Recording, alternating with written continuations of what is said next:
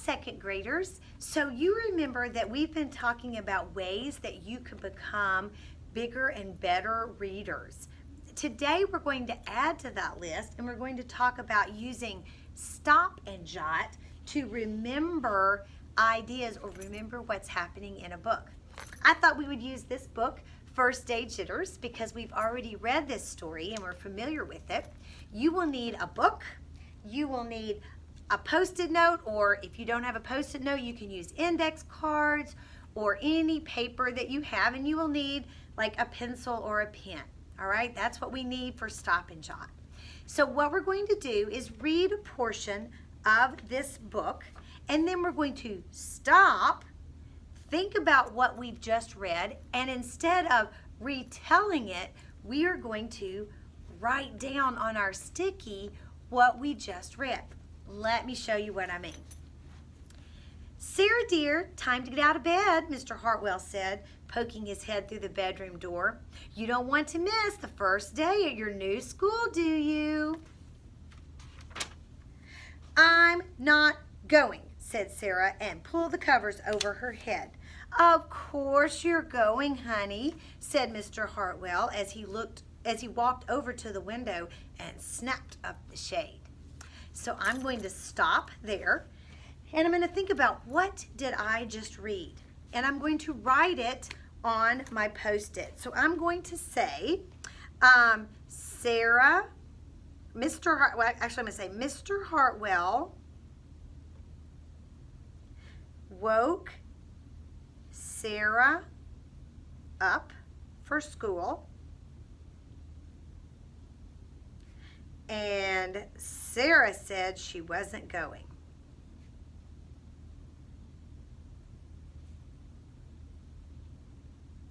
Okay, so on my sticky right now, I wrote, Mr. Hartwell woke Sarah up for school, and Sarah said she was not going. I'm going to take that Post-it, and I'm going to put it right there in that page in my book so that it's sticking out. You see that? And then I'm going to continue reading. No, I'm not. I don't want to start over again. I hate my new school, Sarah said. She tunneled down to the end of her bed. How can you hate your new school, sweetheart? Mr. Hartwell chuckled. You've never been there before. Don't worry, you'll like your other school just like you'll like your new school just like you liked your other one. Besides, just think of all the new friends you'll meet. I'm going to stop there, and I'm going to think about what I just read, and I'm going to get another sticky and write on there, Sarah hates her new school. Mr. Hartwell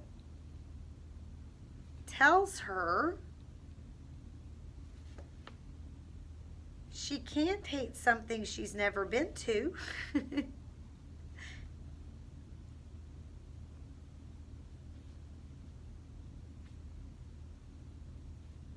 Now, I'm again going to take that sticky and I'm going to put it in my book. Now, you can kind of see what's happening, right?